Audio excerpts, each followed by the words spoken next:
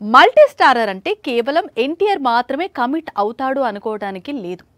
ఎందుకంటే icon star కూడా ఇప్పుడు ఒక మల్టీ స్టారర్ స్టోరీ వింటున్నాడట. కాకపోతే మీరు తెలుగు హీరో అని ఫిక్స్ కాకండి. ఎందుకంటే ఇప్పుడు ఐకాన్ అంటే పాన్ ఇండియా సూపర్ స్టార్.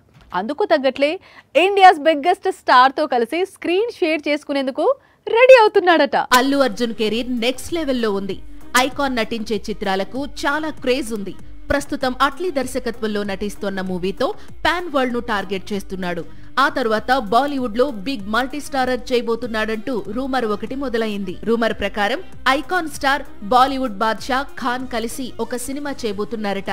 ఈ క్రేజీ మల్టీ స్టారర్ ను అట్లీనే డైరెక్ట్ చేయబోతున్నాడట. ఇండియన్ సినిమాలోనే అత్యధిక బడ్జెట్ తో ఈ చిత్రం తెరకెక్కనుందట. ఇదే నిజమైతే అంతకంటే ఏం కావాలి అంటోంది బీ టౌన్. నిజానికి షారుఖ్ తో జవాన్ తీసిన తరువాత అట్లీ సల్మాన్ కమల్ హాసన్ కాంబినేషన్ లో ఒక మల్టీ స్టారర్ ప్లాన్ చేశాడు. ఇందుకు సంబంధించిన అఫీషియల్ అనౌన్స్మెంట్ కూడా వచ్చింది. కానీ బడ్జెట్ ఇష్యూస్ తో ఆగిపోయింది.